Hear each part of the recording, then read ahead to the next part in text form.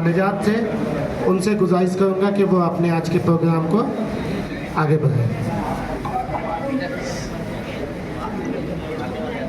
जैसा कि आप सबको पता है कि एनीमिया मुक्त भारत का एक पेशेंट अवेयरनेस प्रोग्राम चल रहा है, वो कई दिनों से चल रहा है। उसी की कड़ी में से आज एक कड़ी है। आज का टॉपिक है न्यूट्रिशनल एनीमिया, यानी खान पान में किन चीज़ों की रियायत करने न करने या सही ढंग से न लेने की वजह से बॉडी में खून की कमी हो जाती है। सबसे एनीमिया की कई किस्में हैं, उसमें सबसे आम किस्म यही है न्यूट्रिशनल एनीमिया, खान पान में कमी की वजह से या गड़बड़ी की वजह से या जिस तरीके से लेना चाहिए अगर उस ढंग से नहीं ले रहे हैं तो उसकी वजह से ये एनीमिया डेवलप हो सकता है, किसी पेशेंट में हो सकता है। उसकी कई वजह हो सकती है।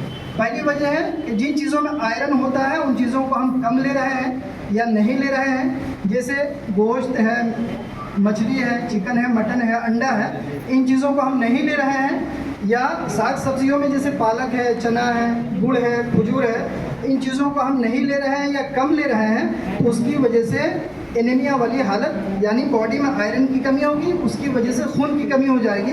फिर खून की कमी की जो अलामात हैं वो पाए जा सकते हैं। दूसरी वजह है कि बॉडी में कहीं से भी खून निकले, जैसे कोई लंबे समय तक अगर मिर्च मसाला वगैरह लिया है तो उसको सीने में जलन टाइप का एहसास होता है, फिर अल्सर बन जाता है। तो उसकी वजह से अगर लंबे समय तक ऐसा रहा तो खून निकल सकता है, और अगर वो खून निकलता रहा तो बॉडी में खून की कमी की वजह से एनीमिया वाली हालत हो सकती है। अगर किसी को पाइल्स है, बवासीर है, लंबे समय तक है, खून निकल रहा है, तो उसकी वजह से बॉडी में खून की कमी आ सकती है। एक और वजह होती है कि एक बॉडी में खून का डिमांड बढ़ जाता है। जैसे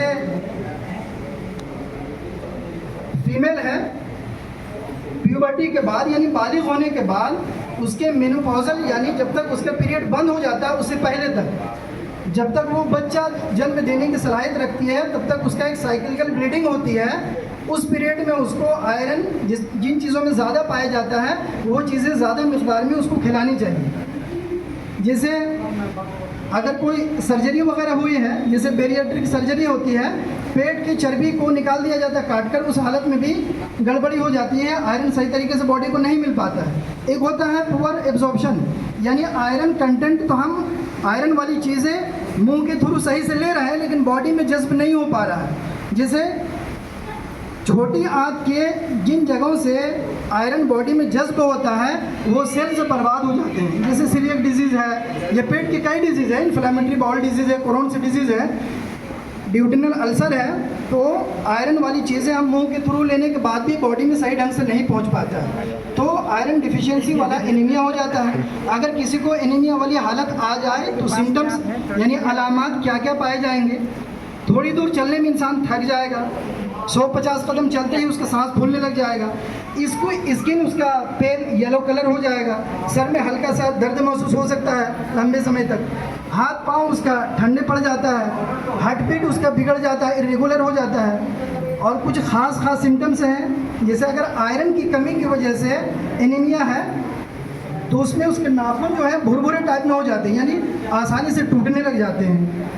और अगर इस तरह का वाला एनीमिया हो आयरन की डिफिशियंसी की वजह से तो उसमें बाल झड़ने लग जाते हैं। एक होता है विटामिन B12 डिफिशियंसी की वजह से, विटामिन की कमी की वजह से। तो अगर ये वाला एनीमिया हो तो उसमें दिमाग वाले सिम्टम्स मिलते हैं, यानी हाथ पाँव में सनसनाहट, जलन टाइप का महसूस होगा, भूलने की शिकायत होती है। ये आमतौर पर उन लोगों में पाया जाता है जो स्ट्रिक्टली वेजिटेरियन डाइट पे रहते हैं, क्योंकि ये vitamin B12 generally naturally animal product में पाया जाता है। एक होता है फॉलिक एसिड डिफिशियंसी की वजह से एनीमिया। अगर इसकी वजह से एनीमिया वाली कंडीशन डेवलप हो, खून की कमी हो, तो इंसान में चिड़चिड़ापन आ जाता है, बॉडी सूज जाता है, भूल जाता है। ये आमतौर पर प्रेग्नेंट लेडी में होता है, क्योंकि उस पीरियड में फीटस का और बच्चे का डेवलपमेंट होता है, तो उस पीरियड में इसकी ज़्यादा ज़रूरत पड़ जाती है। और अगर उस पीरियड में इसका सप्लीमेंट ना दिया जाए तो बच्चे का दिमाग सही तरीके से डेवलप नहीं हो पाता है। अगर उस हालत में बच्चा पैदा हो तो दिमागी एतबार से कमज़ोर होता है। अब यहाँ मैं 2 चीज़ें बताने जा रहा हूँ जो बहुत इंपॉर्टेंट है। बहुत से लोग इन चीज़ों की रियायत नहीं करते हैं। आयरन बॉडी में हमें आता है 2 सोर्स से, या तो गोश्त, मछली, अंडे, दूध वगैरह से, एक होता है साग सब्जी वगैरह से, जैसे पालक है, चना है, गुड़ है, खजूर है। तो जो गोश्त मीट मछली से आता है तो वो बॉडी में आसानी से एब्जॉर्ब हो जाता है, जज्ब हो जाता है और खून बन जाता है। लेकिन जो साग सब्जियों से लेते हैं उसके लिए एक तो उस आयरन को जज्ब कराने के लिए कुछ चीज़ें आसानी से जज्ब कराती हैं, कुछ चीज़ें रुकावट पैदा करती हैं। अगर इन चीज़ों का आदमी लिहाज करे तो आयरन की कमी वाली परेशानी से इंसान बच सकता है। जैसे कोई पालक की सब्ज़ी लिया, उसमें आयरन ज़्यादा पाया जाता है, या चना लिया या गुड़ लिया, उसके लेने के बाद अगर जिसमें विटामिन सी है ना, क्योंकि ये एसिडिक मीडियम में तेज़ाबी हालत में जज्ब होता है बॉडी में, अगर विटामिन सी है या सिट्रिक एसिड है, एस्कॉर्बिक एसिड है, जैसे दही है या संतरा है, नींबू है, टमाटर है, अगर इन चीज़ों के साथ ले रहे हैं तो आयरन की डिफिशियंसी वाली हालत पैदा नहीं होगी। मसलन अगर आप चना खा रहे हैं तो कोशिश करें थोड़ा सा नींबू निचोड़ दें या उसमें टमाटर काट के रख लें, ताकि विटामिन सी की वजह से आसानी से वो जज्ब हो सकता है। कुछ ऐसी हालत होती है कि अगर आयरन कंटेंट वाली चीज़ें ज़्यादा लेने के बाद भी बॉडी में वो जज्ब नहीं हो पाता है, जैसे पालक है, चना, खजूर, गुड़ है, शकरकंद वगैरह है ना, कुछ भी लेने के बाद, वैसे खाना खाने के बाद अगर आप चाय पी रहे हैं, वो लेमन टी ले रहे हैं, नींबू वाली चाय या ग्रीन चाय ले रहे हैं, ग्रीन टी ले रहे हैं, ब्लैक टी ले रहे हैं या कॉफ़ी ले रहे हैं, तो उसमें कुछ ऐसे अज्जा पाए जाते हैं जो बॉडी में आयरन को जज्ब होने से रोकते हैं। तो जो साग सब्जी वाले आयरन है बॉडी में, उसके लेने के बाद कोशिश करें कि चाय, दूध, कॉफ़ी वगैरह कम से कम लें। इसी तरीके से जो कैल्शियम जिसमें ज़्यादा पाया जाता है, अगर पालक की सब्ज़ी या जिसमें आयरन ज़्यादा पाया जाता है, वो लेने के बाद अगर किसी ने दूध पी लिया, दूध में कैल्शियम ज़्यादा पाया जाता है, तो कैल्शियम आयरन के जज्ब होने को बॉडी में रोक देता है या कम कर देता है। तो आयरन जिन चीज़ों में ज़्यादा पाया जाता है उनके खाने के बाद दूध फ़ौरन नहीं पीना चाहिए। फिर भी अगर आयरन की कमी की वजह से किसी को कोई परेशानी हो तो गवर्नमेंट तिब्बी कॉलेज एंड हॉस्पिटल में ब्लड टेस्ट फ्री में अवेलेबल है, आप आइए यहाँ से चेक कराइए।